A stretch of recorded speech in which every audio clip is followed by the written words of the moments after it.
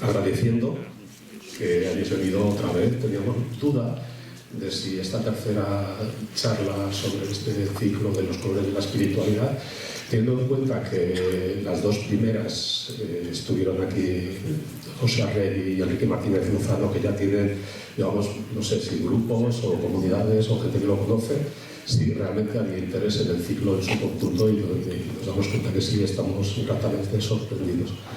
En este libro de sufismo de Jalil Bárcena, recuerda que en el año 2007 fue declarado por la UNESCO Año Internacional de Rumi, en conmemoración del 800 aniversario del nacimiento del maestro persa, inspirador de la ya mencionada cofradía sufi de los derviches giróvagos, célebres por el Sama, la danza circular incluida el año 2003 en el Patrimonio Cultural y Material de la Humanidad de la UNESCO. El sufismo, dice en este libro Jalil Bárcena, constituye un contrapeso excelente a las visiones confrontacionistas hoy tan en boga. En ese sentido, se puede afirmar que los sufis, como de hecho todos los grandes espirituales, vengan de donde vengan, sean lo que sean, son inmejorables para el diálogo. Y lo son porque, como los buenos economistas, saben sumar y por lo tanto también multiplicar, a diferencia de la gran mayoría de jerarcas religiosos, verdaderos burócratas de lo sagrado, que con sus pretensiones exclusivistas, a veces mal disimuladas bajo un velo de hipocresía y falsa tolerancia, solo saben restar, y los peores entre ellos, además, consiguen dividir. Jalil Bárcena es islamólogo, doctor en filología árabe y especialista en la mística sufi. Es doctor en filología, licenciado en ciencias de la información, diplomado en lengua árabe, máster en estudios árabes y diploma de estudios avanzados en humanidades. Ha cursado estudios islámicos y de filología árabe y persa en Marruecos, Jordania, el Líbano y Siria. Formado en psicología árabe turca, es intérprete de Ney, la flauta de biche de caña. También cultiva la caligrafía árabe. Colabora con la Universidad de Barcelona. En 1998 fundó el Instituto de Estudios Sufís de Barcelona, que dirige desde entonces. Dirige también el grupo de música y danza sufí, USAC. Es autor de la monografía El Sufismo, autor de la traducción de Divan, de Jalak, una edición bilingüe árabe-catalán caligrafiada a mano por él mismo. Bueno, en 2015 publicó Historia de Narudín. Bueno, en fin, como digo, de lo que se trata es de escucharle a él, así que os dejo ya y gracias. Esto está, pues es genial.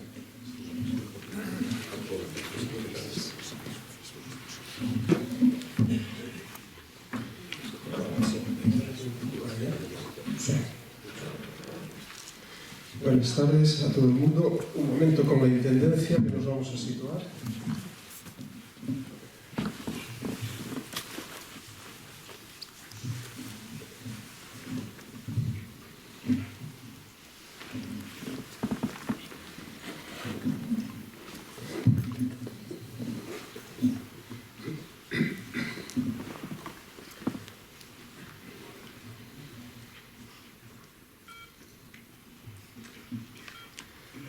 Muy buenas tardes.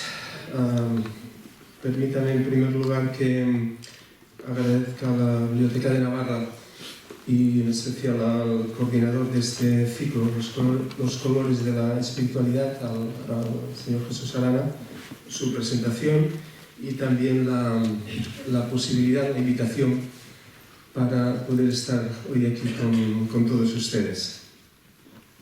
También quería agradecer a José Arregui, que ya lo escucharon la mayoría de ustedes quizás en la primera ponencia, pues fue quien abrió el fuego, al amigo José Arregui, porque fue él un poco el que me propuso para participar, diríamos, en este ciclo. Bueno, les agradezco que hayan venido. Es para mí, pues esto, un placer y un honor estar en una sala tan bella, tan repleta. Siento que haya personas que estén sentadas en el suelo. Me he encontrado con una persona ahora antes de entrar que me dice que viene de aquí y de allá simplemente para oír esta conferencia sobre Rumi. En fin, no me pongan más presión encima, porque no es fácil hablar de este océano de sabiduría que es Maulana Rumi. No me pongan esta presión, pero en todo caso les digo muchas gracias por haber venido. Espero que saquen algo positivo de esta rato que vamos a estar aquí hablando. a propósito de ese trovador iranio, seguidor de la religión del amor, cuya llama se encendía a partir de la visión teofánica de la belleza visible, en palabras un poco técnicas de un gran estudioso del sufismo como era Henri Corbin, y que a lo largo de este rato espero poder desarrollar un poquito.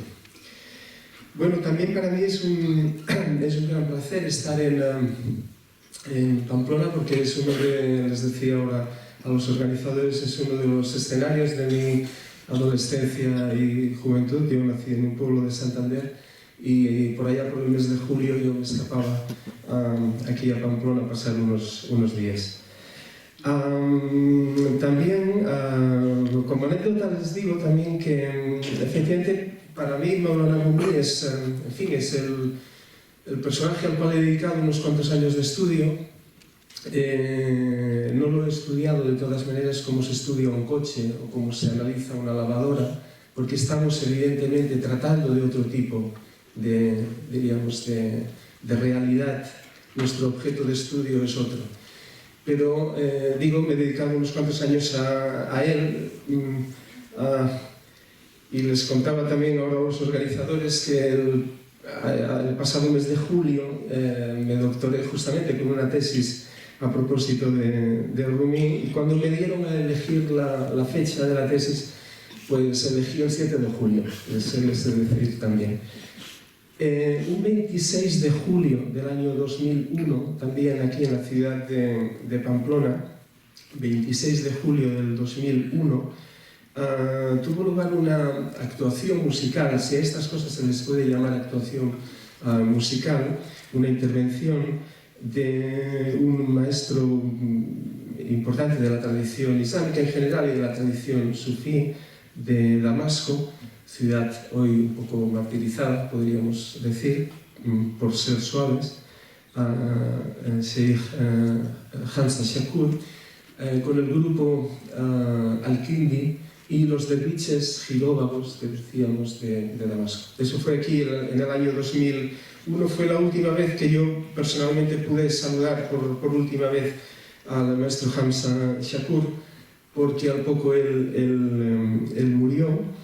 Personas que yo había conocido, de las cuales he bebido, de las cuales he aprendido muchas cosas. En fin, como ven, por lo tanto, no es mal sitio Pamplona para venir en cualquier momento, pero tampoco no es mal sitio para hablarles de Maulana Rumi.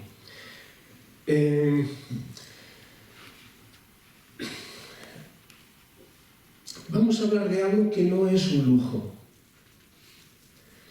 Yo creo que un poco el ciclo en general, los colores de la espiritualidad, el tema de fondo de ese ciclo no es hablar de algo que es un lujo, no es hablar de algo más, sino que es hablar de algo, me atrevería a decir, troncal, si no lo más troncal de la vida del ser humano. Porque desde hace mucho tiempo hay quien piensa y hay quienes pensamos que no solo de pan vivimos, que no solo de pan vive el hombre, ni de pan ni de circo, no solo de pan y de circo vive el hombre, sino también de eso otro que las distintas tradiciones han llamado y llaman de formas distintas, pero que apuntan a lo mismo. El ser humano, para ser un ser humano completo, plenamente humano, también necesita de ese otro alimento. Llámenle como quieran, de ese otro alimento que puede ser el alimento del espíritu, el alimento, si quieren ustedes, de la vida con mayúsculas, como ustedes quieran decirlo, en términos más teológicos y más clásicos, porque no podríamos decir que el ser humano también necesita beber de esa fuente divina de sabiduría y de belleza, y que sin eso queda amputado. Seguramente en nuestra atribulada contemporaneidad, cuando hay, diríamos, un mundo que ha aportado muchísimas cosas indudablemente, pero que hay un mundo que ya no es capaz de alimentar esa necesidad de ese otro alimento que no es solo el pan. Digamos, cuando vemos que ese mundo, podríamos decir, ese mundo oficial de las religiones, todas, porque todas de una u otra forma comparten, diríamos, esa crisis de lo religioso, podríamos decir, en nuestra atribulada contemporaneidad. Digo, cuando hay ese mundo que no es capaz ya, por muchas razones, seguramente algunas han salido y saldrán a lo largo del ciclo, y seguramente en nuestra ponencia también algo diremos a propósito de ello. Digo, cuando ese mundo ya no es capaz de saciar una necesidad real y por otro lado también no es capaz de dar y de ofrecer un camino real de realización a las personas, digo, cuando ese mundo tiene dificultades. Y por otro lado, cuando hay como diríamos, un mundo de confusión, ¿por qué no decirlo? Porque hay tanta y tanta oferta de tantas y tantas cosas en las cuales, digamos, o sobre las cuales uno muchas veces tiene dificultades para aplicar el discernimiento. Decir, pues bueno, ¿esto es o no es? Esa palabra tan bella por otro lado y que tanto cuadra con el personaje que hoy nos convoca aquí. ¿Esto es auténtico o no? Porque en definitiva, la necesidad que ha tenido antropológicamente el ser humano desde cuando sea, desde Atapuerca hasta hoy, y que tiene hoy, yo me atrevo a decir que seguramente mucha más necesidad aún, es una necesidad de autenticidad. Y si nos acercamos a personajes como el que hoy nos convoca,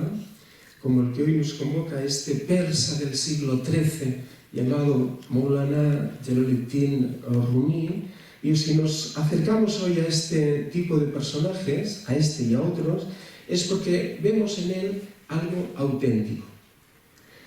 Es al mismo tiempo un poeta y un sabio, y yo me atrevería a decir que justamente lo que le pedimos a un poeta y lo que le pedimos a un sabio, y aquí cuando decimos la palabra sabio, pongan ustedes también el adjetivo que quieran, digan yogi, digan derviche, digan sufí, digan santo si quieren. Digo, casi me atrevo a decir lo único que le exigimos al poeta y lo único que le exigimos al sabio es que sean auténticos. Al poeta no le pedimos que nos deslumbre, le pedimos que sea auténtico. Y al sabio le pedimos lo mismo, no le pedimos que nos deslumbre, le pedimos que sea auténtico, que sea de verdad, que sea realmente real. Y creo que este personaje que hoy nos ocupa es un buen ejemplo de ello. No es fácil acercarse a un personaje como Rumi, a un personaje del siglo XIII. Pero por otro lado, el título de la conferencia era un místico sufí del siglo XIII, creo, para el siglo XXI. Por lo tanto, querrá decir que a pesar de la diferencia temporal, algo hay en él que es aprovechable. Algo hay en él que nos puede nutrir. Y uno está convencido de que eso es así, ¿no? La continuidad, por decirlo así, en la historia de su obra, de su legado, de su mensaje, si quieren ustedes decir, de su ejemplo, de su autenticidad, yo creo que es una prueba de ello. Lo que ocurre es que hay que acercarse, yo creo, con rigor. Estos personajes exigen rigor. Cuando un personaje del siglo XIII nos habla, por ejemplo, como él habla de la senda del corazón, o de seguir, yo he dicho antes esta definición, vamos a hablar de este trovador iranio, seguidor de la religión del amor. Bien, pues seguramente una persona del siglo XIII no concibe de la misma manera ni amor ni corazón como lo concebimos nosotros hoy. Máxime en una sociedad, la nuestra, y una cultura, la nuestra, del siglo XXI, excesivamente sentimentalizada. Porque para una persona del siglo XIII, el corazón no es el asiento de la sentimentalidad. el corazón tiene sus razones, eso ya lo decía Pascal, ¿no? El corazón tiene sus razones, que a veces la razón no entiende, pero al fin y al cabo hablaba de razones. Cuando en castellano decimos, tengo una corazonada, no hablamos de un sentimiento, hablamos de una intuición profunda, de un conocimiento intuitivo, que no arranca de la mente discursiva, sino que viene del corazón como símbolo de lo más íntimo, de la fuente más profunda del ser humano. O cuando decimos que una persona, esa es una persona cuerda, es decir, que tiene cordura. Es decir, una persona, en catalán diríamos, aseñada, una persona juiciosa. Pero cordura significa un juicio que arranca del corazón. Todo eso lo tenemos en la lengua, porque a veces estudiar el etimos, la etimología de las palabras, el etimos, es decir, la verdad de la palabra, todo eso nos da prueba de que hubo un tiempo también en nuestra cultura, si quieren, latina, a partir del latín, en el cual hubo un tiempo en el cual conocimiento y amor no estaban separados. Para nosotros hoy el corazón es, insisto, el acento de la sentimentalidad, del sentimiento. Muy bien, esa es una dificultad para comprender a este tipo de autores. Intentaré explicar un poquito más esto. También es una dificultad a la hora de acercarnos a este tipo de autores, y en concreto a la obra de Rumi y a su mensaje, esa palabra tan, iba a decir, tan en boga como es un místico sufí.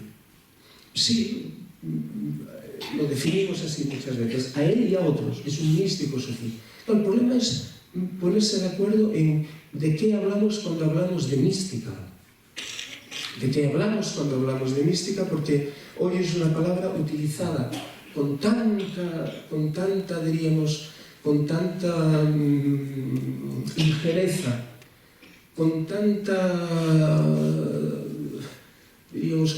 permítanme, con tanta superficialidad, que a veces no decimos nada cuando hablamos de mística. Cuando nos referimos en general al sufismo, como mística del Islam, y cuando nos referimos al personaje que hoy nos convoca, Rumi, como un místico sufí, utilizamos esa palabra, o yo la utilizo, esa palabra, buscando la etimología de la palabra místicos en griego. Aquel que sabe, aquel que tiene noticia del secreto, podríamos decir. Aquel que tiene noticia del mundo interior, de lo que no se ve con el primer ojo, con el ojo de los sentidos. Aquel que tiene noticia, diríamos, de que hay más en la realidad. Bien, en ese sentido sí que podríamos decir que Maulana Rumi, el personaje que hoy nos ocupa, es un místico. Pero no es un místico si entendemos por místico aquel que ha optado por fuga mundi, por huir del mundo, o aquel que, diríamos, que no toca con los pies en el suelo, o aquel que, en fin, bueno, pues que está muy bien, pero que eso que dice vale para él. Eso que dice que vale para él porque es un místico, es un atleta del espíritu.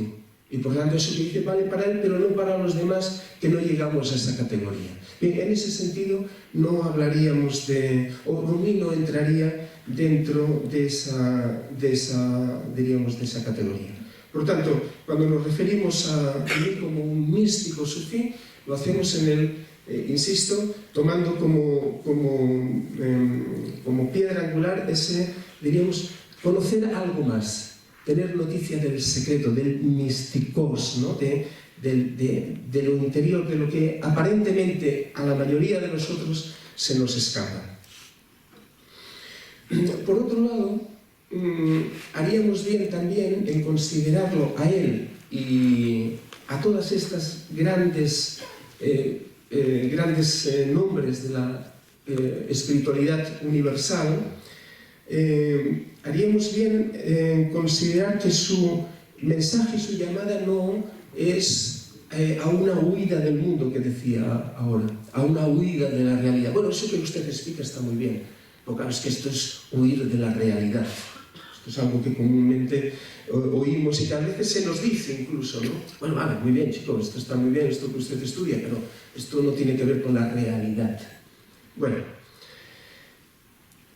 Rumi y otros justamente nos llaman a huir a la realidad, realmente real. Porque hay que tener mucho atrevimiento para decir que, por ejemplo, lo que sale en los diarios es la realidad. No, justamente la llamada de estos personajes, de Rumi en particular, que hoy nos ocupa, es a que huyamos despavoridamente hacia la realidad. En algún verso que él compone, que hallamos en su vastísima obra, él define al sufí, por lo tanto podríamos decir al hombre y mujer de conocimiento, al sabio, podríamos decir, dice que es un hijo del tiempo, un hijo del presente, Ibn al-Waqt, o Ibn Adam, o en persa o en árabe, un hijo del tiempo presente, un hijo del presente. Muy bien. Para vivir plenamente el presente hay que liberarse de la tiranía de la actualidad. El drama es confundir el presente con la actualidad. Insisto, él define al sabio como un hijo del presente. Es ese que vive plenamente en cada momento, por decirlo en todas las palabras. Pues bien, para vivir plenamente ese presente, insisto, hay que liberarse de la tiranía de la actualidad, que algunos nos quieren hacer pensar y creer que esa es la realidad. Una dificultad que tenemos también a la hora de acercarnos a un místico, como este místico sufí, este trovador iranio llamado Rumi, es que, claro, quizás pasa como aquello que Julian Green decía cuando él estudiaba a Francisco de Asís, ¿no? Le decía, bueno, pero es que quizás para entender a un místico haya que ser un poco místico, o haya que tener un poquito de experiencia de eso que están hablando. Bueno, eso es una grandísima dificultad porque uno no está a la altura de estas cosas, ¿no? Pero lo que un poco Julian Green nos viene a decir con esto es que hay que al menos hay que tener oído espiritual, hay que tener oído para la espiritualidad. ¿Saben aquello de es que no tiene oído? Desafina o se entona como un berraco hablando malamente. Bueno, hay que tener al menos. Bien, yo creo que este ciclo al menos ha de tener como uno de sus objetivos que podamos afinar, que no quede amputado esa capacidad de tener oído musical para lo espiritual. Porque si no, efectivamente, no los entendemos, no podemos entender de qué nos están hablando estas personas. Y por supuesto no nos están hablando de un mundo, insisto, irreal.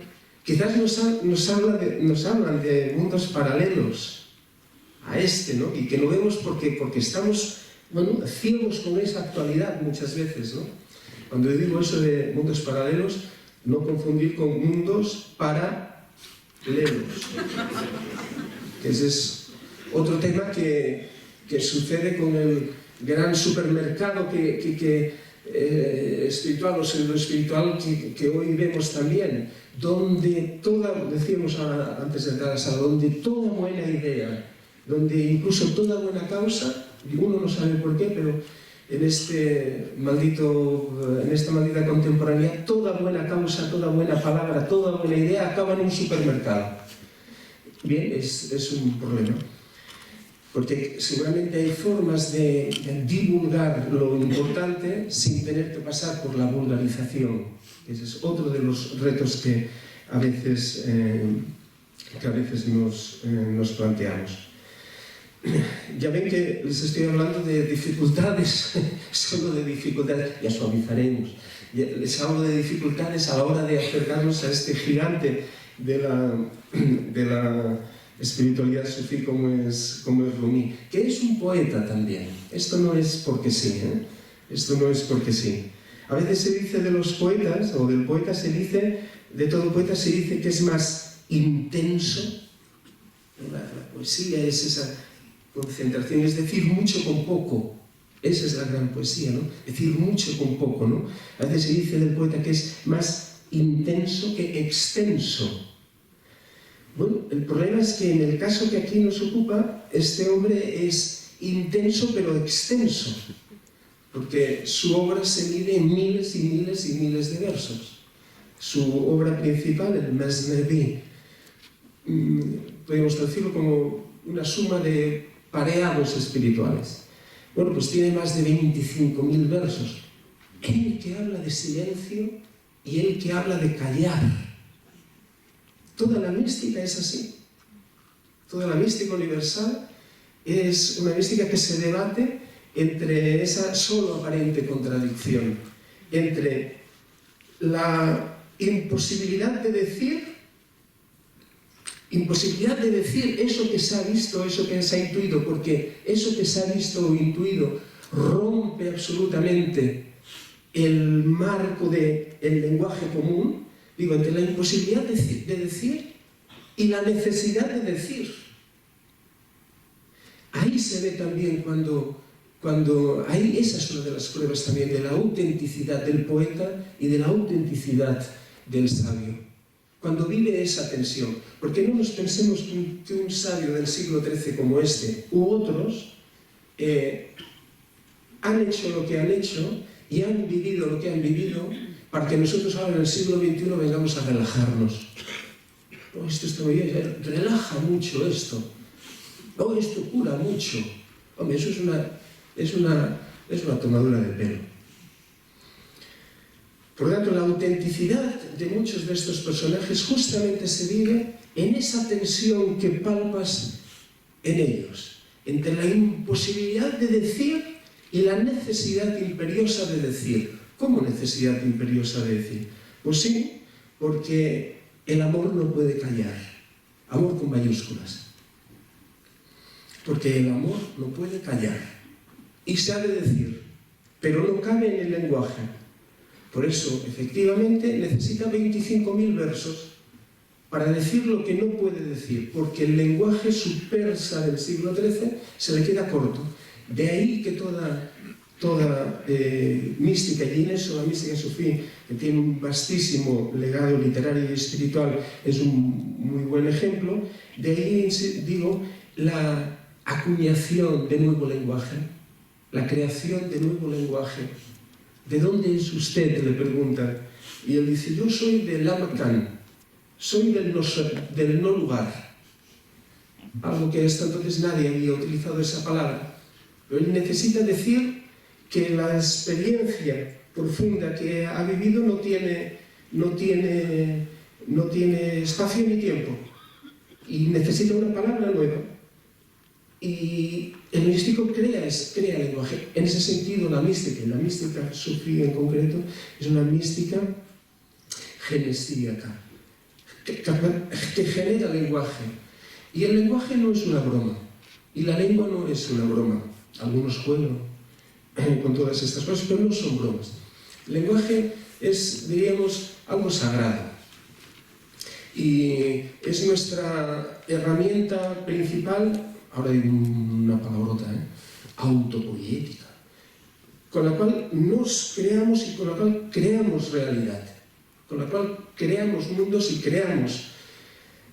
Y por lo tanto, como dice un hadith, un dicho del profeta Mahoma, profeta Muhammad del Islam, una de las fuentes fundamentales de las que debe Rumi, por supuesto, digo ese hadith que dice, cada uno es como habla.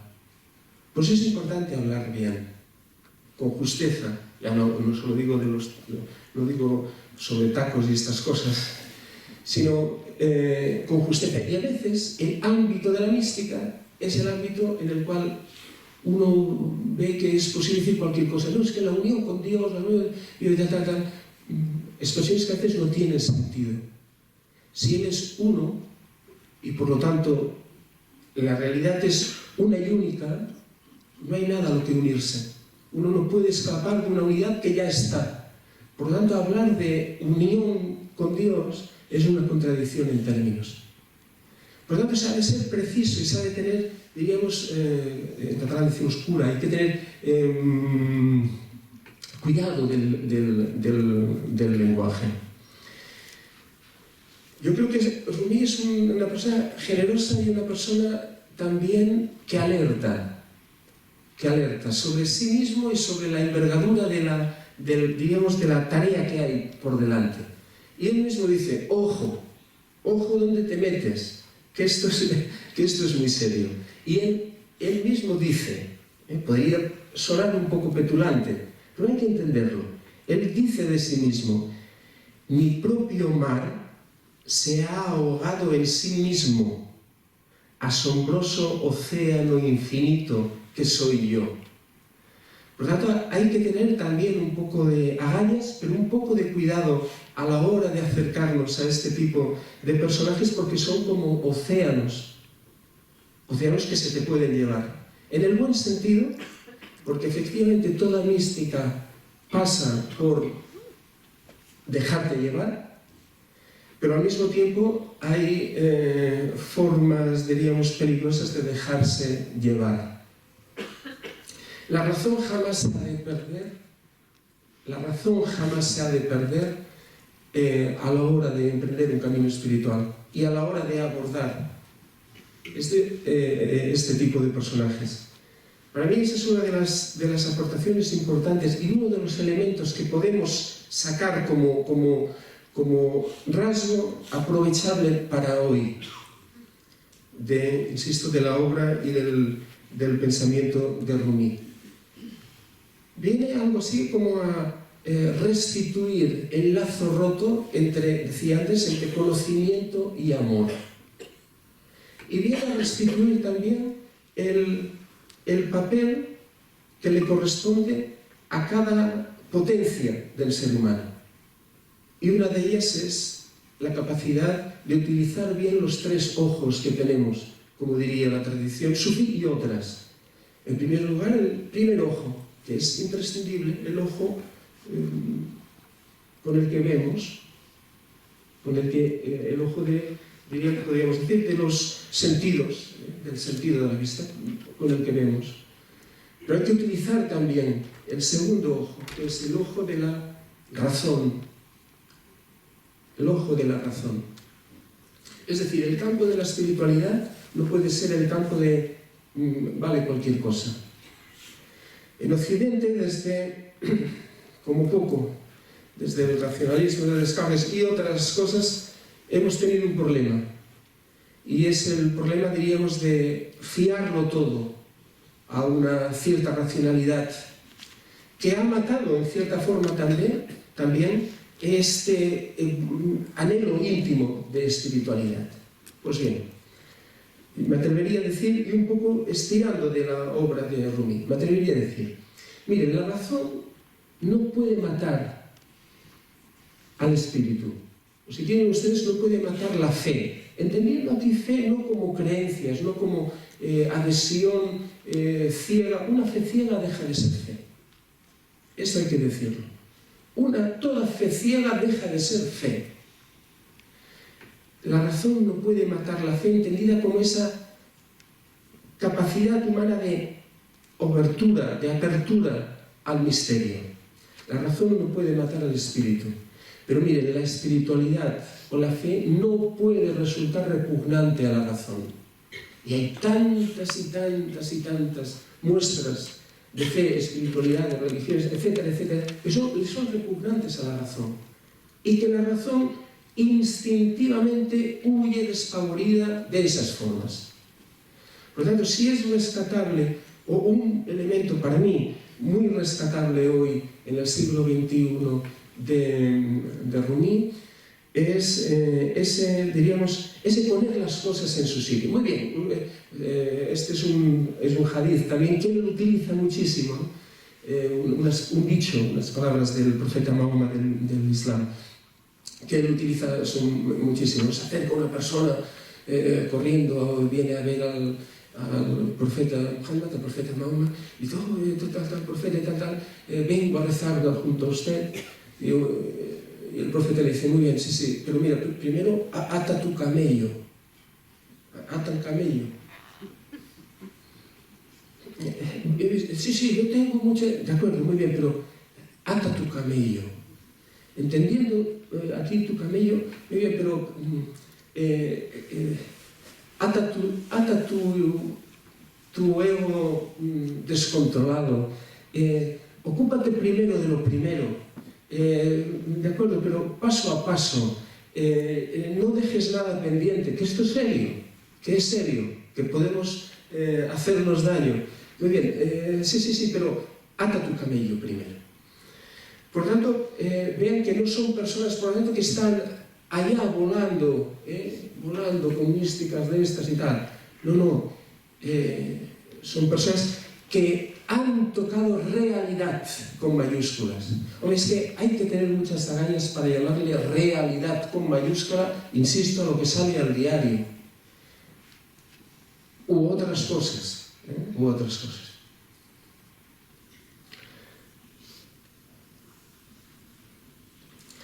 Por otro lado, también a la hora de acercarnos a la obra, al ejemplo de Rumi y de otros, insisto, otra dificultad también es, esta es una manía que a veces tenemos los estudiosos de tratar de encajarlo todo en categorías, tratar de sistematizarlo todo. A veces es una necesidad, claro, porque en este vasto océano necesitamos tener algunas boyas que nos indiquen, o algunas pequeñas pistas, porque si no estamos perdidos.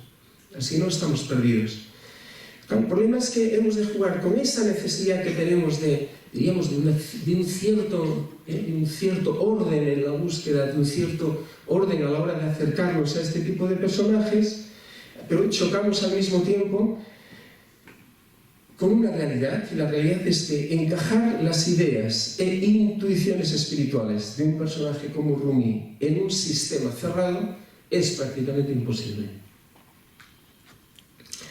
Brindar una exposición sistemática de una filosofía espiritual como la suya, que es, como él mismo dice, un vasto océano omniabarcante que excede todo límite, pues efectivamente es problemático. Por eso, insisto, seguramente alertaba Julian Green cuando decía, no, es que se ha de ser un poquito místico para poder entender, diríamos, a este tipo de personajes. Creo que debiéramos de conocer algún pequeño apunte sobre su vida para entender bien su periplo espiritual. Me atrevería a decir que hay dos formas de acercarse a la biografía de Rumi. Él tiene yo creo que debe de ser de las autobiografías más breves del mundo mundial. Él hace una biografía de sí mismo en 3 palabras. Lo repite tanto en un ghazal, en una oda, como en esta vasta obra de la cual se ha hablado, el Mesneví, de casi 25.000 versos. Lo repite en dos lugares, ¿no? Él dice, mi vida son 3 palabras. Yo estaba crudo, me cocinaron y me quemé. Estaba crudo, me cocí y me quemé. Entendiendo el lenguaje de Rumi, que es un lenguaje que muchas veces utiliza lo culinario. Una de las características, es bello eso, una de las características de la poesía de Rumi es que no me atrevería a decir, es una poesía de altos vuelos espirituales, claro que sí, que vuela muy alto, pero al mismo tiempo utiliza como metáforas o como símbolos elementos de la cotidianidad, Lo mismo es capaz de de comparar a un derviche con un garbanzo, ¿no? Dice, mira, los derviches son como estos garbanzos que los pones ahí y van saltando en la olla, ¿no? Que se van cociendo poco a poco. Es un poeta en ese sentido de la cotidianidad que nos lo hace muy cercano, que sus categorías no son categorías totalmente metafísicas ni allá, sino que es un poeta de la cotidianidad. Pues bien, entendiendo un poco ese lenguaje culinario de Rumi, yo estaba crudo, me cocí y me quemé, me consumí en el fuego. Uno puede entender qué le ha pasado a Rumi. Fíjense que él escribe esta pequeña autobiografía, podemos decir, estas 3 palabras, lo escribe cuando ya ha pasado de los 40 años, de los 40 y pico de años. O sea, a los 40 y pico de años, algo le pasa a él, que dice, yo estoy crudito. Por decir, mire, yo hasta esta edad no me he enterado de qué iba la película, hablando académicamente. No me he enterado hasta ahora de lo que iba la película esta. Y no es casualidad eso. El joven tiene toda la fuerza de la vida, toda la fuerza vital, pero no sabe vivir. El joven tiene toda la fuerza vital, pero no sabe vivir. Y poco a poco. Por tanto, nos está hablando él de una experiencia capital en su vida, luego desvelo de qué va esta experiencia, que seguramente habrá en la sala quien sepa o quien haya leído qué es lo que produce que él tenga que escribir esto. Nos está hablando, por lo tanto, de una experiencia de madurez. No de una experiencia de niño prodigio. No nos habla de una iluminación, sino nos habla de un proceso. Miren, yo me he pasado 40 años haciendo, estudiando esto, practicando, yendo aquí y allá, llamando a esta puerta a la otra y hoy llego a la gran conclusión de que no sé nada. De que estoy crudo, por cocer todavía. Por tanto, insisto, nos habla del valor de la madurez. Esta es una tradición, la tradición sufí, en la cual no existe la figura del niño prodigio. Que es loable. Simplemente trato de explicar el sabor de esta tradición. Porque una tradición es un sabor y un saber. Es un sabor y un saber. Y están... no se entiende una sin la otra. Rápidamente, cuando uno oye a alguien que ha leído muchos libros sobre esto o lo otro, ve si hay saber o si hay saber y sabor. Si hay saber, es decir, conocimientos, y en el peor de los casos informaciones, en el mejor se atisba autoconocimiento, pero lo importante de una tradición es el qué, pero es el cómo también.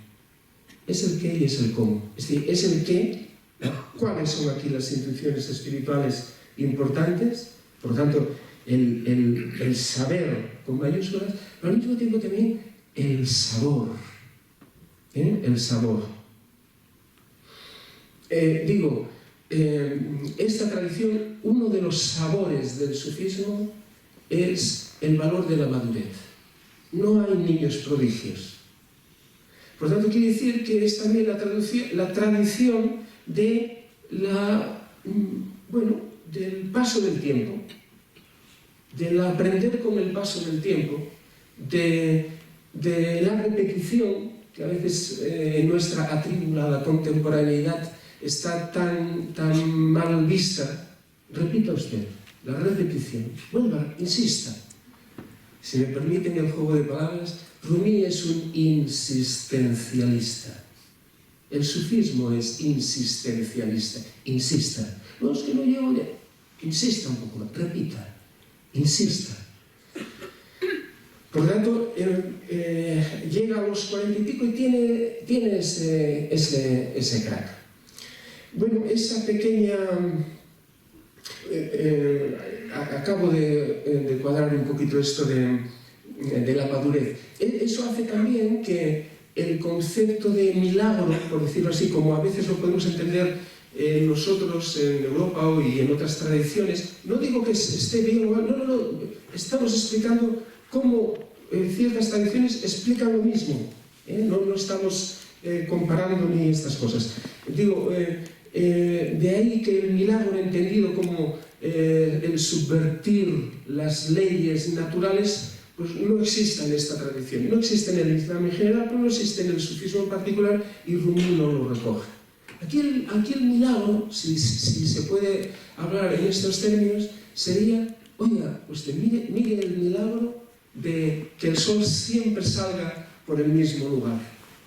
Que el milagro no es que salga un día por el sur, sino que siempre sale por el mismo lugar. Por tanto, el valor, vuelvo a insistir, de la madurez. Él nos habla de una experiencia de madurez, de una experiencia de aquel que ha acumulado ya, diríamos, un buen tramo de tiempo. Pero lo que ocurre es justamente eso, que en su vida ocurre un hecho, podríamos decir que hay un antes y un después de sus más o menos 40-42 años. Hoy situaríamos a Rumi en el centro de Asia. Hoy diríamos que Rumi es un afgano, sería un afgano. Nació en 1207 en el corazón. Ahora cuando pronunciaba esto de Afganistán, fíjense ustedes las paradojas del tiempo, ¿no? Dicen, ¿no? Desde el año 2003, en el 2003, un diario importante usense de USA, de Estados Unidos, un ranking y decía que Rumi era el poeta más leído en Estados Unidos. Y es cierto que es uno de los grandes poetas, ¿no? Y uno piensa, ¿qué paradojas tiene las cosas, tiene la vida, ¿no? Un poeta que hoy diríamos que ha nacido en Afganistán, que escribió en lengua persa, es decir, en la lengua que se utiliza hoy, la lengua de Irán, y es el poeta más leído en Estados Unidos. No deja de tener, ahora pienso en la geopolítica, me siguen, supongo. No deja de tener una cierta, no deja de ser, digamos, una cierta broma de cómo son a veces, ¿no? Qué caprichosas son a veces las cosas. Pues bien, situaríamos a este poeta sufí, este trovador iranio, seguidor de la religión del amor, lo situaríamos en el siglo XIII en el corazón de Asia Central, en Balj, en una ciudad hoy afgana. Nace en el seno de una familia de eruditos religiosos y él sigue el camino de su padre, que es un jurisconsulto, que es un hombre de religión, que es un experto en Islam, que es un sabio de la época, y sigue su carrera. Y nace, insisto, en un siglo, que es el siglo XIII. Es seguramente, dicen los estudiosos, un siglo atroz, violento como pocos. Yo creo que seguramente si no hubiese siglo XX, el siglo XIII sería quizás el siglo más violento de la humanidad, y mira que ha habido, y creo que estamos haciendo intentos de superar al XX y al siglo XIII. Esto lo digo para mostrarles que no vivió, que no lo tuvo fácil. Es eso que a veces alguien dice, ¿no? Ve tocar a uno la guitarra muy bien y no se le ocurre otra cosa que decir, es que se te da muy bien a ti esto, ¿no? Se le da muy bien después de horas y horas y horas, ¿no? Bien, a Rumi no se le dieron unas condiciones espaciales ni geográficas muy cómodas. Vivió, insisto, en un siglo atroz, en un siglo muy violento, caracterizado por una cosa, por esas, diríamos como poco, pues ese arranque mongol desde Mongolia, que fue hacia Occidente, pues barriendo y arrasando ciudades. Él huye, su familia huye de eso, huye de joven, huye y hace un gran periplo que le lleva desde el centro de Asia hasta el centro de Anatolia turca, a la ciudad de Konya. Hace todo ese trayecto con su familia en viaje, arranca, insisto, como adolescente y llega como joven, arranca como imberbe y llega casado, arranca con padre y madre y llega huérfano de madre, arranca como adolescente, insisto, y llega con hijos. Quiere decir que es una persona que se hizo en el viaje. Este dato yo creo que es importante. Nadie es ajeno a su, diríamos, a su biografía. Y este dato es importante porque seguramente alguien que se hizo a sí mismo en el viaje, forzosamente hubo de tener una concepción dinámica de la existencia, de la vida, de la realidad, pero una concepción dinámica incluso de los textos sagrados. Para él, en este caso, el texto fundamental, el Corán. Dice, el Corán se está revelando cada día, a cada momento. No fue una palabra que llegó y ahí quedó, sino que en cada instante se está haciendo, se está diciendo, se está revelando. Incluso llega a decir respecto, efectivamente, él es una persona creyente y teísta del siglo XIII, llega a tener esa concepción incluso dinámica de Dios. Que no, Dios no es un ser estático allá. Dios es el hacerse, el recrearse constante. Dios está creando constantemente. Bien, esta concepción dinámica de la existencia, insisto, no es ajena a su propia condición de persona que se ha hecho en el viaje. Y eso lo encontramos también en su obra. Para él la vida es puro dinamismo. Y no es casualidad tampoco que después, andando el tiempo, sea una persona que, diríamos que dance, y que su danza, conocen ustedes, y quizás algunos tuvo el 26 de julio del 2001, allá en el Baluarte, viendo a los derviches giróvagos, que giran en círculo, aquí en Pamplona. No es casualidad, digo, que él utilice esa danza como un poco, yo me quiero decir que esa danza es como un pequeño tratado de teología espiritual sufí. En ella, en su simbolismo, está todo. Está la concepción circular que él tiene de la existencia y del ser humano. Venimos de él y regresamos a él. Venimos de él y a él volvemos. No venimos de aquí y vamos a aquella línea, no. Y esa idea circular que significa también crear todo un pensamiento sufí de la circularidad. Un pensamiento sufí de la circularidad. De aquí el gusto también por los arcos, por lo redondo, por las circunferencias. En algún momento podría intuirse que la línea recta es la línea humana. Me atrevo a decir que lo más fácil que hay es trazar líneas rectas.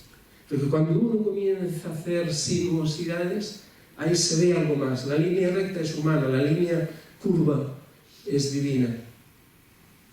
Ahí hay, diríamos, toda una concepción de eso que yo he llamado en algún sitio por ahí lo he escrito, ese pensamiento de la circularidad que un poco conforma Rumi. Digo, pues no es extraño que eso sí o sí, si vemos su periplo. Y llega y se instala en esa ciudad de Konya y allá obtiene algo que muchas personas nos afanamos en ellos, en construirnos un yo respetuoso. Y él construye un yo respetuoso. En Konya, en Turquía, sucede a su padre como, podríamos decir, como maestro de una escuela de jurisprudencia, de teología, y es una persona de religión, un hombre de religión, un reputado hombre de orden, podríamos decir. Un reputado hombre de orden, que tiene discípulos y que por lo tanto tuvo que vivir forzosamente el síndrome de la tarima y el síndrome del micrófono, que entonces no había, pero ya me entienden. Tuvo que vivir en sus carnes el síndrome de la tarima. Es decir, lo bien que se está cuando a uno le miran, pero la irrealidad de eso también. El caso es que cuando todo iba tan bien, el caso es que cuando tuvo esa edad, que es una edad, yo me atrevo a decir también simbólica, los 40, que es una edad que en toda la tradición abrahámica, el número 40, ¿no? Es el número es un número de cambio, es el número de los 40 días de tal, el retiro de 40 días de no sé qué, es el número, diríamos, de de la maduración, del cambio y también de una cierta muerte a sí mismo. Bien, pues en ese momento de su vida topa con un personaje llamado Shams de Tabriz. Shams quiere decir, tanto en árabe como en persa, el sol.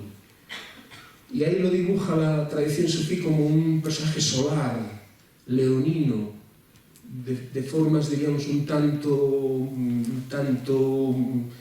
agrestes.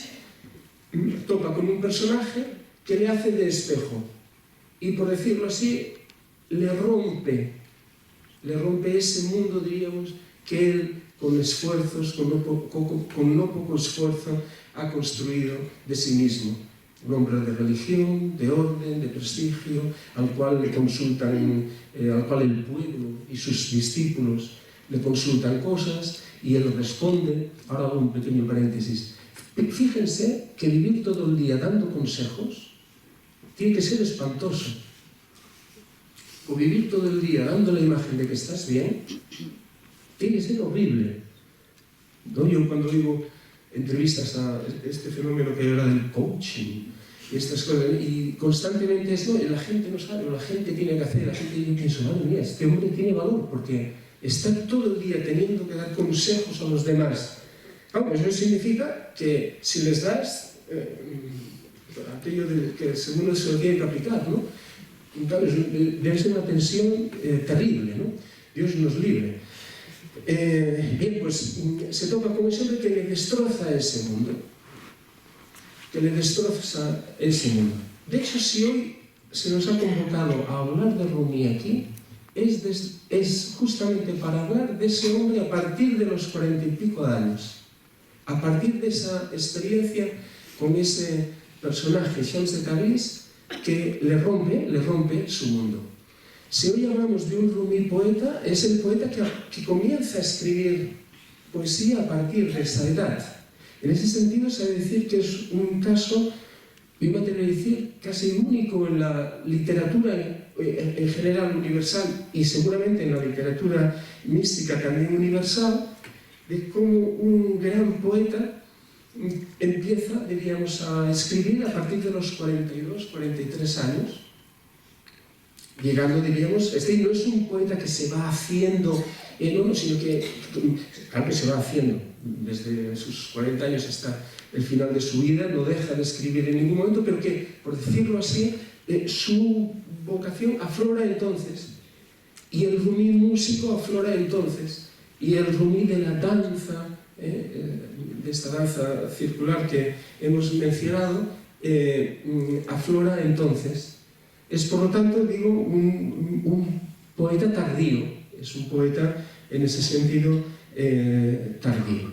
¿Qué le descubre ese personaje Shams de Tabriz? Él dice, Rumi mismo dice, que es justamente quien le hace ver que está crudo. Y es junto a ese personaje con el cual se cuece, se va cociendo. Y es a partir de esa experiencia que él se consume. Fíjese que es una experiencia fugaz, de 2 años y pico, no llega a 3 años. Y para mostrar que no lo tuvo fácil el personaje, que no lo tuvo fácil Rumi, sepan que ese personaje, Shams de Tabriz, que despierta los celos y envidias de los discípulos, hasta el punto de que quizás, diríamos, hubo una trama para eliminarlo, porque les estaba robando a su maestro. ¿Qué les estaba robando? Su seguridad. En esta biografía creo que hay que leerla entre líneas. Miren, en la relación que toda tradición muchas veces muestra, en la forma de seguir, la forma de aprender, la forma de avanzar en el camino, es esa relación maestro y discípulo. La relación de Rumi y de Shams, yo no creo que sea una relación maestro y discípulo como hallamos en otros tipos de sufismo. No es una relación al uso, fue una relación mucho más, seguramente mucho más horizontal, una relación muy especial. Pero sí que es interesante subrayar esta idea de que los discípulos antiguos de Rumi sienten celos de Shams de Tabriz hasta el punto de eliminar. Miren, toda relación de maestro y discípulo, hay relaciones bellísimas en todas las tradiciones. pero son relaciones que hay que tener también mucho cuidado. Toda relación tiene su lado oscuro también. A veces uno tiene la impresión de que estas relaciones son aquello de, por parte del discípulo, mira, yo te doy mi libertad,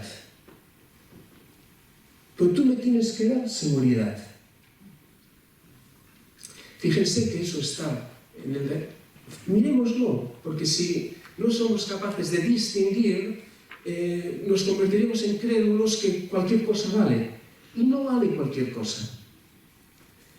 Y hay relaciones malsanas o enfermizas en las cuales la persona, de acuerdo, yo, gurú, te doy mi libertad. Lo que quieras, lo que quieras. Hay gurús que son ladrones de afectos, otros son de afectos y de cartera. Y a veces coinciden. No. Y él lo que te da es seguridad. Miren, como decía Raimon Pànica, ese gran teólogo, filósofo catalán, universal, que este año celebramos y conmemoramos su centenario, ¿no? Los 100 años de su nacimiento. Raimon nos decía muchas veces, mira, la vida es riesgo y coraje. La vida es riesgo y coraje. La vida con mayúsculas es riesgo y coraje. Y la vida con minúsculas seguramente también es riesgo y coraje. Y la espiritualidad es riesgo. Por lo tanto, como él dice Rumi en un verso, oh débil, que vas buscando seguridades. El camino es de riesgo. Por tanto, nadie puede asegurarte nada. El camino es, como dice Haidat o Haidat, el camino es de perplejidad en perplejidad, de asombro en asombro. Decía el místico español, ¿no? Es por ir por una senda por donde no he ido antes. Porque seguramente, y esta tradición insiste mucho en ello, y el giro ese del bicho tiene mucho de eso. También es un, diríamos, deja tu ego como centro constante autorreferencial. Es que yo. Que lo vemos en muchas veces, es que yo medito, yo me relajo, yo. El problema no es ni que medites, ni que te relajes, ni que tengas la conciencia plena, vacía. El problema es que estás diciendo constantemente yo. Y dice Rumi, no se le aceptará a nadie en la puerta de la corte del amado que pronuncie yo o nosotros. Por lo tanto, en esa respuesta de esos discípulos celosos de ese nuevo personaje que ha entrado en la vida de Rumi, hay que entender esa tendencia humana a decir, bueno, este ha venido a quitarnos quien nos está dando seguridad. Este ha venido a robarnos nuestra seguridad. Bueno, pues insisto, el Rumi, podemos decir que venimos diciendo poeta, el Rumi místico, el Rumi músico, el Rumi de la danza, el Rumi de la senda del amor, de la religión del amor que hemos dicho al inicio, nace después, diríamos, de este encuentro. Y fruto de este encuentro son poemas como, por ejemplo, algunos lo habrán oído, efectivamente. ¿Pero qué he de hacer, oh musulmanes? Pues no me reconozco a mí mismo. No soy cristiano, ni judío, ni mazdeo, ni tampoco musulmán. No soy de Oriente ni de Occidente, ni de la tierra ni tampoco del mar. No pertenezco al mundo de la naturaleza ni al de los cielos circundantes. No soy de la tierra, ni del agua, ni del aire, ni tampoco del fuego. Mi lugar es el la-makan, decíamos antes. Mi lugar es el no lugar. Mi rastro es el no rastro. He desterrado la dualidad. Veo que los dos mundos no son sino uno. Uno busco, uno conozco, uno veo, uno llamo. Él es el primero.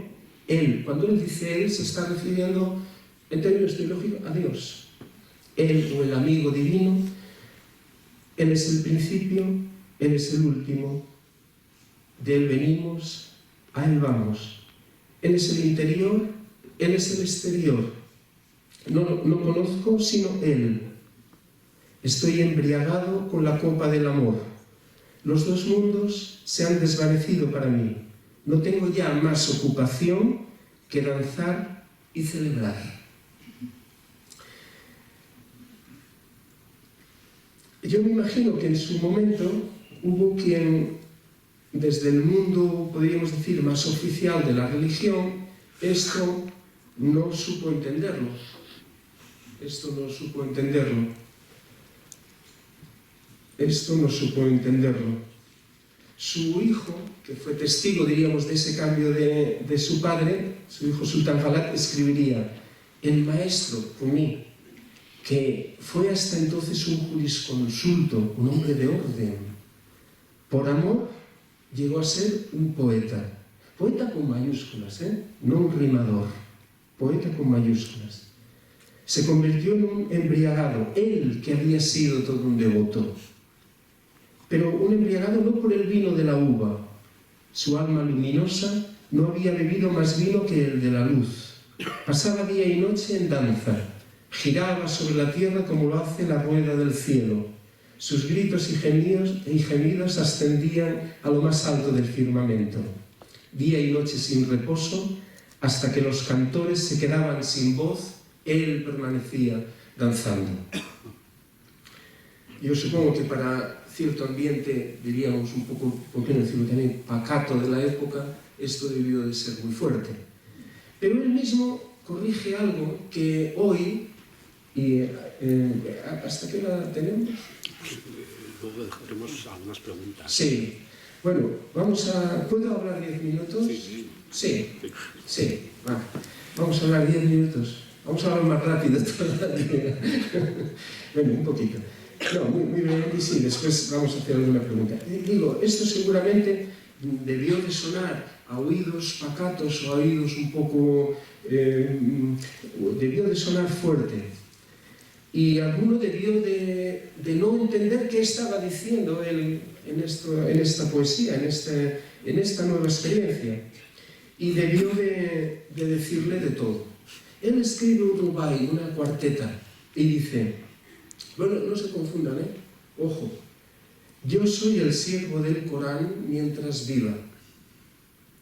Yo soy el polvo del camino del profeta Mahoma, el profeta escogido.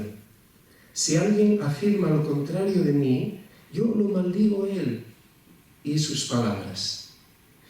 Esto está escrito en el siglo XIII. Claro, evidentemente debía de haber un público pacato y un cierto ámbito religioso oficial que, diríamos, no veía con buen gusto esa religión del amor, por decirlo así, esa senda del amor que él había optado, ¿no?, por la cual él había optado.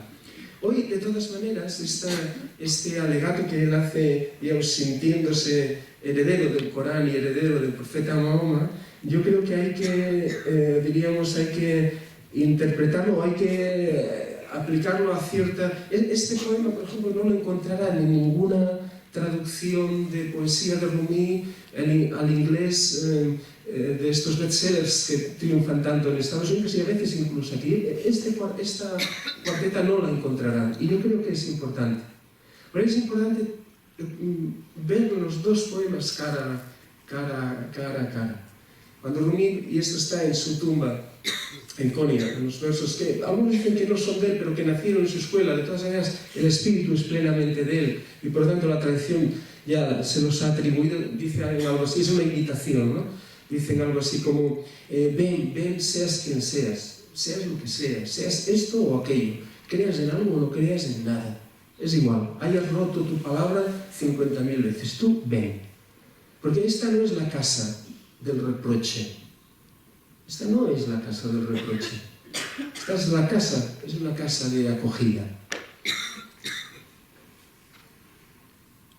Pues seguramente él, la invitación que hace es acércate al Espíritu, seas lo que seas quien seas. Para venir no tienes por qué cambiar nada. El cambio lo harás aquí. Porque a veces nos pensamos que esto significa que, mira, sé lo que sé, pero, o sea, es que bien, porque, bueno, pues, para acercarte no es necesario que cambies nada, ni que pagues nada. Pero ven que aquí es donde vamos a operar la alquimia, aquí es donde vamos a trabajar. Yo creo que si algo también es rescatable de Rumi para el siglo XXI es la experiencia que él tiene de él es un sin papeles y es en definitiva es un exiliado o un refugiado, huye de una invasión. Pero él sabe lo que es un expatriado, sabe del valor del exilio. Es más, él llegará a decir que la condición fundamental del ser humano es el exilio. Vivimos lejos de nuestra verdadera patria y nuestro peligro es retornar a lo que somos, a lo que siempre hemos sido y hemos olvidado. Yo creo que en un mundo como el nuestro de tantos movimientos y tal, y de tantas... este es un valor rescatable. Este es un valor rescatable. Pero otro importante también es el hecho de que él vivió en lugares donde tuvo que convivir con personas. Cuando él se instala en Konya, en la Anatolia turca del siglo XIII, es un lugar donde se habla griego, donde se habla árabe, donde se habla persa, donde se habla armenio, y esas lenguas las tuvo que conocer. Y conoció personas de todo pelaje. Pero ese en su lugar de nacimiento, 70, 80, 100 años antes, era un reino budista. Y tuvo que ver imágenes de Buda en su infancia. Quiero yo decir que cuando él escribe una obra y cuando construye una filosofía espiritual difícil de encajar en un sistema, pero al fin y al cabo una filosofía espiritual,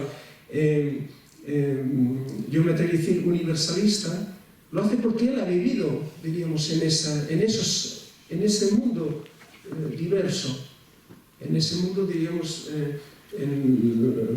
que ha topado con personas que hablan lenguas distintas, ¿no? Hay tanta manía hoy con el tema de las lenguas y todas estas cuestiones, ustedes saben y yo también sé.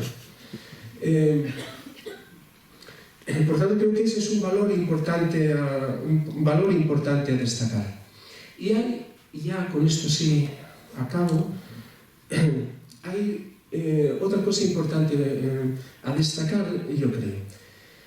Rumi inspira una escuela, es una escuela de los derviches filólogos, que utilizarán la música y la danza y la poesía no como vehículo estético solo, sino como vehículo de realización.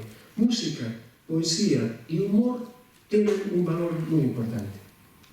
Música, poesía y humor, porque tocan fibras que no son capaces de tocar ni la prosa teológica, ni otras cosas.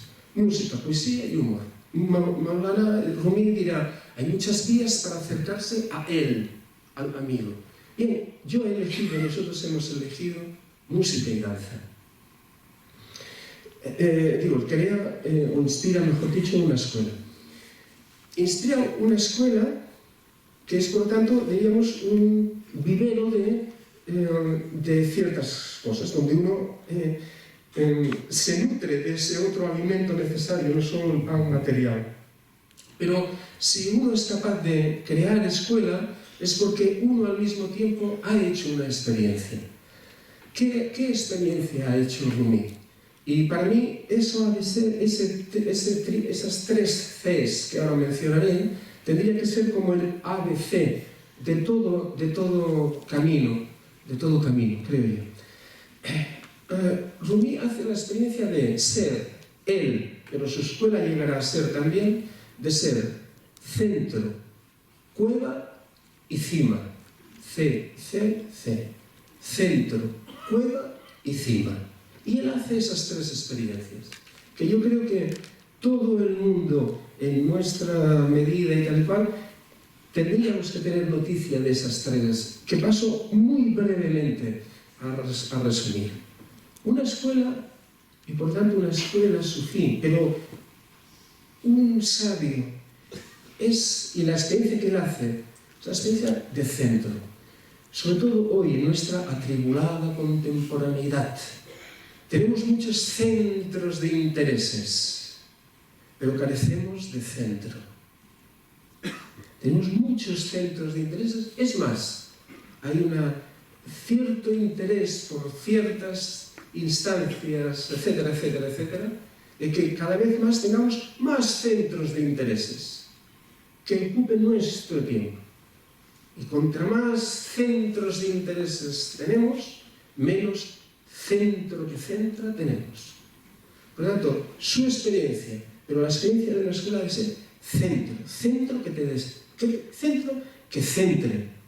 Aquí no estoy hablando en términos psicológicos, qué persona más centrada, ¿no? Una persona centrada. Bien, no hablo en ese sentido, o no solo en ese sentido. Ese centro. Hay que huir de esa epidemia moderna que nos lleva a la dispersión constante. El centro. Y el centro muchas veces es también, digamos, lo imprescindible. Él dirá, hay solo una cosa imprescindible que tienes que hacer. Si haces todo lo demás y no haces esta, no has hecho nada. Pero si haces esto, ya lo has hecho todo. Y después haz lo que sea. Él no nos dice qué cosa es. No dice qué es lo que tienes que hacer. Cosa que le honra. Que cadascú, perdón, en catalán nos adoctrina. Cada uno habrá de ver habrá de ver cuál es, como dicen los sufíes, cuál es su parte asignada. Centro. Pero también cueva. Y de la misma manera que hay que huir despavoridamente, como se diga, de esa epidemia moderna de la dispersión, también hay que huir despavoridamente de esa epidemia moderna de la superficialidad. Y cueva es entrar y profundizar. Y cueva es entrar y profundizar y adentrarse. Ese es el místico, el que se adentra en el misterio, ¿no? El que tiene que seguramente que atravesar una cierta oscuridad, ¿no?, de la cueva ya, y el que va un poco allá a tientas, porque el camino espiritual no se hace con mapa, se hace, como decía el otro, con brújula, ¿no? Y un amigo que yo tenía decía que con brújula no se hace con nariz, a olfato, olfateando, ¿no? Como aquello que es muy bello, ¿no? Como, ¿saben lo del Moby Dick, ¿no?, de Melville, ¿no?, de las ballenas y tal? Por allá resopla. Pues parece que por allá resopla. Y quien tenga el mapa exacto, personalmente hay que desconfiar un poco. Por allá parece que resopla, por allá parece que resopla. Por tanto, es también cueva, es también cueva. Y por último, es también, y él, su experiencia es una experiencia de cima, de cumbre. Y hay que subir a la montaña, a la cumbre, hay que hacer la experiencia de la cumbre para tener perspectiva, para mirar de otra manera, para mirar en conjunto, para ver que hay más realidad, ¿no? Él repetirá constantemente en su obra, repite otro hadiz, otro dicho del profeta Mahoma, él lo incluye además en traducir recipiente en árabe directamente en su lengua. Dice, Arinal Ashia Kamahia. Hazme ver, por favor, las cosas tal como son. Son unas palabras del profeta Mahoma que él hace suyas, ¿no? Las cosas tal como son. Cuando alguien es capaz de decir, fíjense, vamos acabando, cuando alguien es capaz de decir, por favor, casi parece una súplica, ¿no?, una invocación, hazme ver las cosas tal como son, es porque ya ha tenido una intuición. he tenido la intuición de que, mira, a mí me da la impresión de que lo que veo no es todo lo que hay.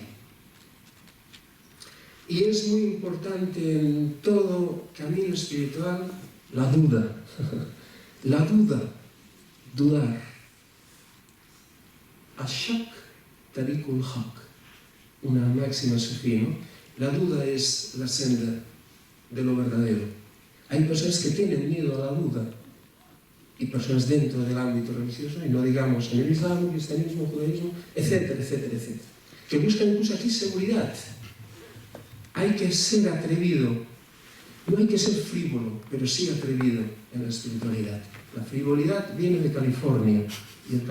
Por cierto, Rumi, insisto, nace en Asia Central. No se piensen que nació en California. A veces uno lee algunos libros y dice, pues yo creo que lo voy a situar por allá. No, no, no, no. Tenía seguramente sus ojos un poquito así. No es californiano, ¿eh? Esto hay que tenerlo claro. Bueno, pues yo creo que vamos a... De este océano hemos dado cuatro gotitas, pero yo creo que vamos a dejarlo aquí, y si les parece bien, como creo que viene siendo norma de la casa y del ciclo, ustedes pueden hacer alguna pregunta, pregunta fácil, por favor. Pueden hacer alguna pregunta o alguna duda o alguna cosa, y si es posible, pues gustosamente podemos responder.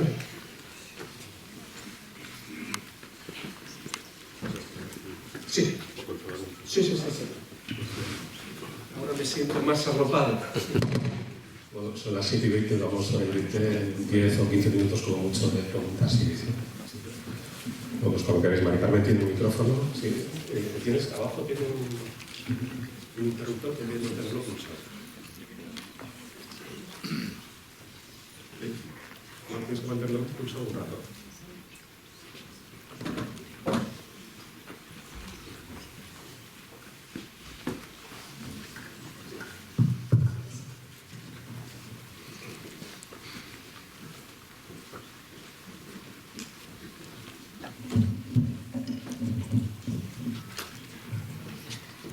Hola, cuando has hablado de la percepción esta que hay de ver con tres ojos, has hablado del primero, que era el sentido, el segundo, que era la razón, ¿y el tercero? El tercero es eso que algunas tradiciones dicen el tercer ojo, ¿no? Que es ¿saben? Es el ojo de la intuición. ¿Recuerdan cuando antes hemos dicho eso de la corazonada? Es decir, el corazón tiene razones, o el corazón tiene, es que tengo la corazonada de, y es, como decía antes, no es un sentimiento, no es una certeza profunda, es una certeza profunda que no ha pasado por la razón discursiva, pero que no diríamos, insisto, que es un sentimiento, es una intuición profunda, es una corazonada, viene del corazón, viene de dentro. Bien, seguramente ese tercer, sí es verdad, nos habíamos dejado esto, sí, ese tercer ojo es el de la intuición, es ese tercer ojo que, por decirlo así, que ve sin ver, que capta de inmediato, que es repentino, pero que no es alocado. No es alocado, no es al tuntún. No, es profundo. Y la mayoría de las veces acierta. Y si no interfiere el segundo ojo para dudar, seguramente acierta. Y era aquello, es que fue la primera intuición que tuve. Y me traicionó el miedo, o que dudé, o que pensé, no, es que no. El tercero es eso, ¿no? En otras tradiciones orientales se menciona de esta manera, ¿no? Ese tercer ojo, ¿no? No he hablado, pero, o no he formulado, pero se ha intuido, el sufismo de Rumi es una mística de la escucha.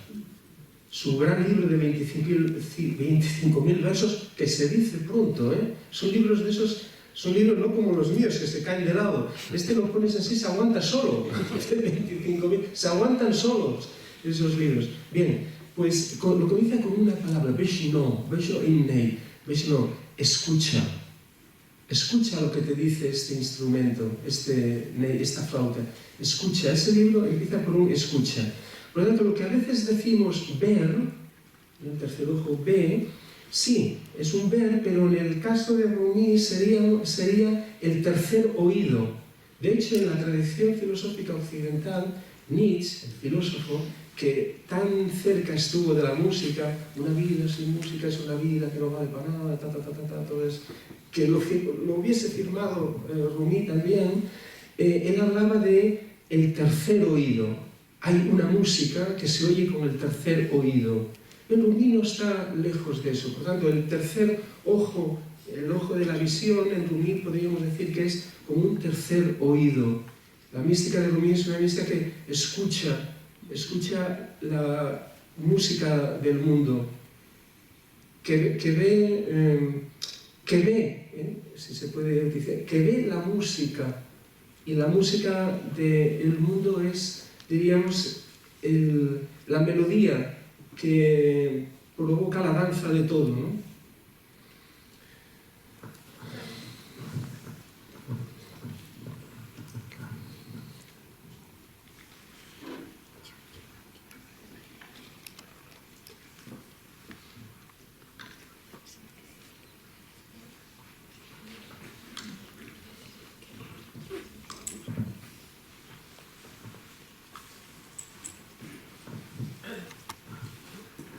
En primer lugar, muchas gracias por el coloquio este tan estupendo.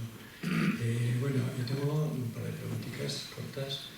Primero, hay 22.000 versos de este autor de Rumi. Entonces, hoy día, supongo que ese libro que se sostiene solo, pues en la librería no está. ¿Hay algún libro? Yo concretamente he leído Cantos de Eternidad, he leído algún libro de Rumi. Pero ¿hay algún libro así interesante que uno pueda saber? Uno. Y segundo, el giro este de los derviches, el giro este que hacen los derviches, he visto que continuamente, bueno, pues lo señalaba como a la derecha, ¿no? Pero yo he visto que giran a la izquierda. ¿Y por qué razón? Simplemente, una cosa corta, si es respuesta. Gracias. Muy bien, muy amable. Empiezo por la segunda pregunta. El giro, esa danza circular, fíjense también que cuando una danza echa a andar, ya no hay ni derecha ni izquierda ni ta. Pero el giro, la dirección que tiene es de derecha a izquierda. Siempre es de derecha a izquierda. Simbólicamente, podríamos decir, desde el plano de la acción al plano de la interiorización. Si quieren, de fuera a adentro. Si quieren, desde lo exterior hacia el corazón, la senda del corazón. Simbólicamente, como si, diríamos, eso que ahí se está mostrando a través de una danza, no fuese sino una escenificación de toda una teología espiritual sufí que indica una línea de fuera hacia el corazón, que es la senda del corazón. Y añadiría otro elemento más, podríamos decir que es también a contratiempo. Es decir, es al contrario de las agujas del reloj, si pusiésemos un reloj. No es a favor, sino en contra, a contratiempo. Algo así como si, diríamos, el afán del derviche en su giro no fuese sino volver al inicio. Volver al inicio. El afán del exiliado es el retorno a la patria. El afán del que está descentrado es volver al centro. El anhelo del amante fuera es reencontrar al amado o a la amada.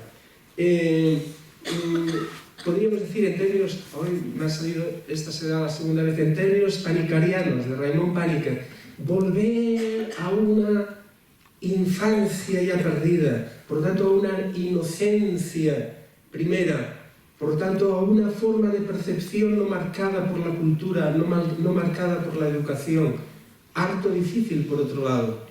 Pero todo eso escenificaría ese giro, que por lo tanto no es un giro que valga para cualquier dirección. Siempre es de derecha a izquierda. Y en cuanto a los libros que usted menciona, bien, traducir tampoco no es sencillo, Y traducir 25.000 versos, a ver quién los traduce y a ver eso es como los lleva uno. Por lo tanto, hay pequeñas selecciones que son interesantes. Hay un librito muy pequeñito, está en JJ de Olañeta Editor, un editor magnífico de Palma de Mallorca, un librito así, nada pequeñito, que se titula El canto del sol. En la portada pone Rumi, como si fuese autor Rumi, pero no es Rumi el autor. La autora es una francesa, Eva de Mitrey-Meyerovich, una gran experta en todo esto, y es un pequeño librito donde hay, aparte de poesía de Rumi, diríamos una pequeña explicación de todo su mundo espiritual y poético. Yo se lo recomiendo. También, ¿por qué no les voy a decir? Si tienen tiempo y quieren leerse Perlas Sufíes, Saber y Sabor de Mevlana Rumi, de un tal Jalil Bárcena, también. Porque yo he venido a vender mi libro. Esto es una broma. Pero aprovecho, si me lo permite, Jesús, y también la buena pregunta. Muy brevemente, miren, también otro de los elementos rescatables. Claro, aquí si hablamos de danza, hablamos de cuerpo. No se danza se danza desde el cuerpo. El cuerpo es la materia que utiliza quien danza. Esa es la materia con la que trabaja. Entonces, un elemento importantísimo que nos brinda esta tradición, que nos brinda Rumi, lo había apuntado para decirles, y aprovecho una pregunta, es que una espiritualidad encarnada, es decir, que tome en consideración el cuerpo, es una necesidad imperiosa de nuestro tiempo. Y esto nos lo dice Rumi. En el siglo XIII. Y creo que hoy es una necesidad imperiosa. No hay esa dicotomía, lo espiritual y lo material, o el espíritu enfrente del cuerpo. Hoy hay una necesidad imperiosa de que esa espiritualidad sea una espiritualidad encarnada. Por lo tanto, que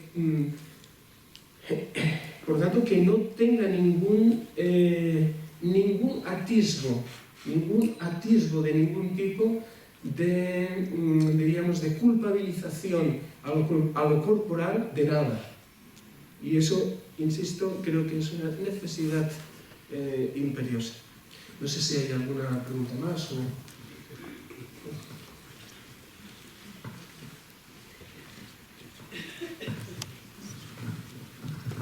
Hola. Cuando has dicho de Rumi que resumía su vida en 3 palabras prácticamente, decía que estaba crudo, lo he podido entender más o menos, que me cocí, que yo lo he entendido con el contacto con este señor, y la tercera que has dicho, me quemé. Eso es lo que no he acabado de entender. Sí. Efectivamente,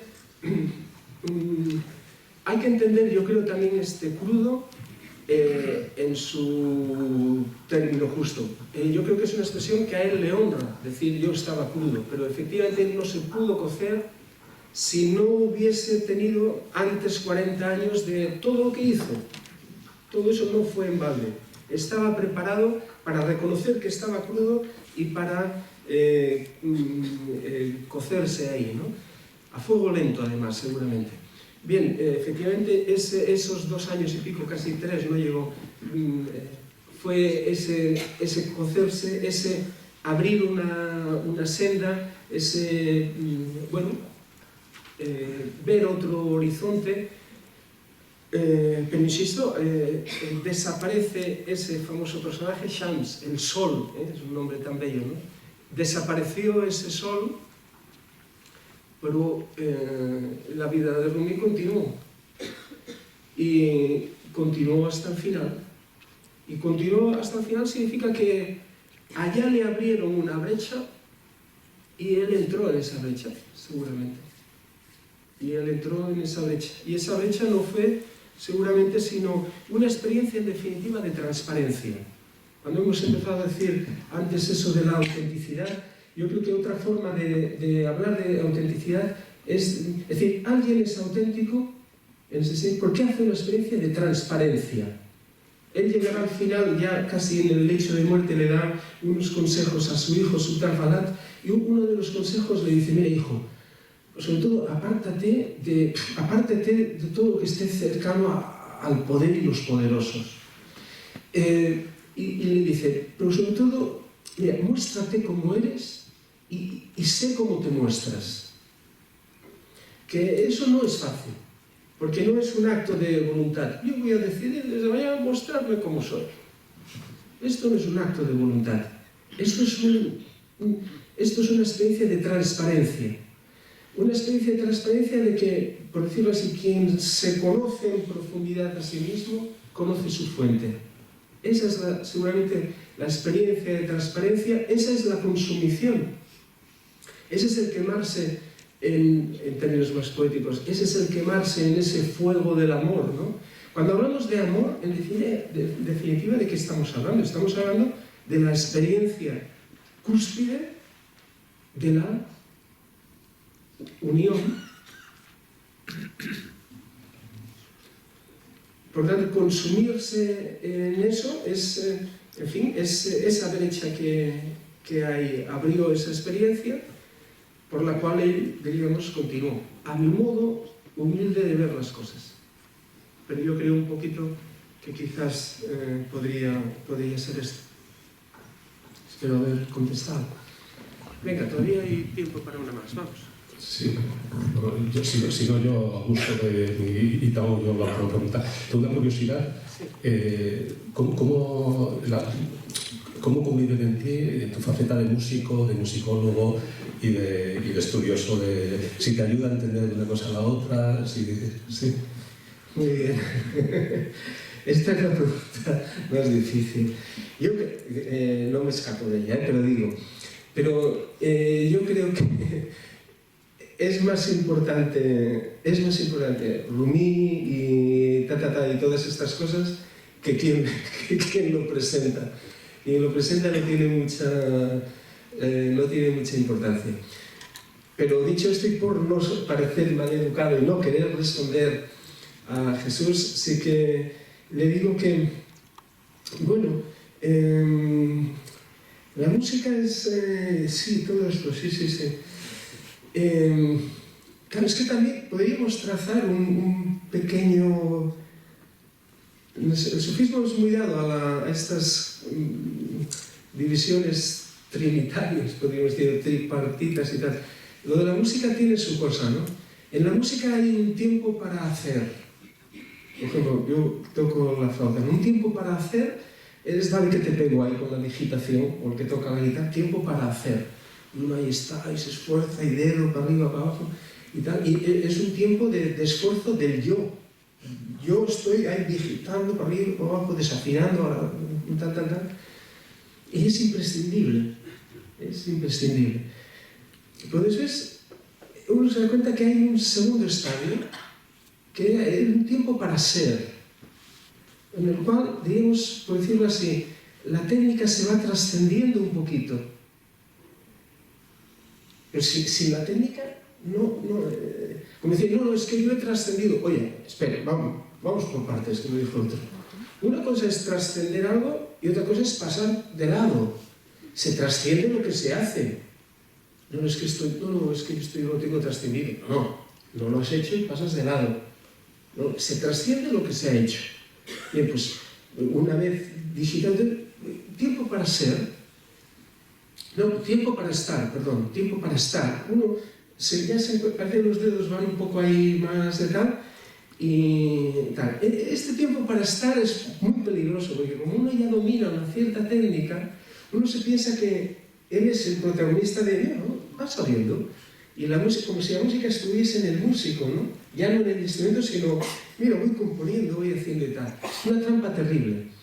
Pero hay un estadio después que es tiempo para hacer, tiempo para estar, tiempo para ser. Ahí es donde a veces uno puede intuir que es que, igual que uno no respira, sino que es respirado, uno es respirado, igual que casi nos atreveríamos a decir que uno no vive sino que es vivido. Es una forma de hablar, ¿no? Cuando uno dice, no, yo nací allá, bueno, a ti te nacieron, yo no nací, nos han nacido a todos, nadie quiso, nos nació la vida, nos respira la respiración y nos posee la música, que ya no es algo ni que esté en un instrumento, ni que esté en uno y tal. Bien, yo creo que cuando Rumi dice, yo he elegido la vía de la música, de la danza, nos está hablando también de esto, ¿no? Es como, la música es el arte, por otro lado, más etéreo, más espiritual en este sentido. Y acabo, pero fíjense también, y también por la experiencia que uno tiene, los egos más fuertes están en la música. Esta es la paradoja de las cosas. Uno piensa a veces, ¿cómo es posible que en el arte más espiritual se den esos egos tan desfermados, y es así, y eso nos da también la prueba de, ¿cómo decir?, de la sutilidad de estas cosas, de lo fácil que es pasar de lo fácil que es caer en la egolatría. En ese sentido, ahora sí que acabo, en ese sentido, otro corrector importante, creo que hay una pregunta, yo soy muy rápido, pero esto es necesario también.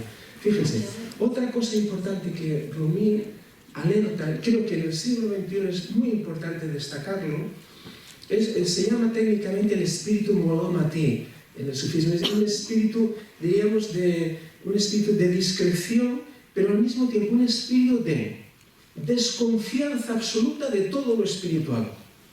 ¿Cómo puede ser que en alguien terriblemente espiritual él diga, es que aquí todo el mundo tiene el problema de egolatría? Sí, pero es que la egolatría espiritual es odiosa. Y él dice, sí, por eso dice, tu ego, tu yo dominante, tu ego, dice, tiene en una mano el Corán y un rosario ahí para todo el día, oh Dios, y ta. Y por el otro lado, la otra mano en la que llevas un puñal. Y alerta entonces, por lo tanto, del peor peligro que hay. Lo que te saca de la senda es cómo estás en la senda. Y eso creo que es algo importante en nuestro siglo XXI. Creo que hay una preguntilla más por allá. Bueno, en primer lugar, darle las gracias por dedicarnos un tiempo y esta conferencia tan interesante. A mí me gusta mucho la música sufi y quería preguntarle... No estoy situado donde estoy mirando. Ya. Sí, bien, perdón. Y quería preguntarle sobre esa relación horizontal que tuvo con el personaje, a partir de los 42, el Chas. Shams, sí. ¿Me podía deletrear, por favor? Vamos a deletrear. S-H-A-S-H-A-M-S. Shams. El sol que todo quema. Era natural de una ciudad hoy del norte de Irán que se llama Tabriz, y por tanto el sol de Tabriz. Shams Tabriz. ¿Y el Tabriz cómo se deletrea, por favor? T-A-B-R-I-Z. Tabriz.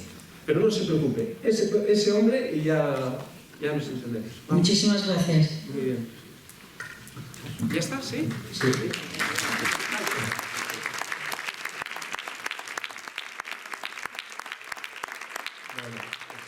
Muchas gracias por venir, nos esperamos en la próxima, la de Javier Meloni, dos historias comentar algo para terminar.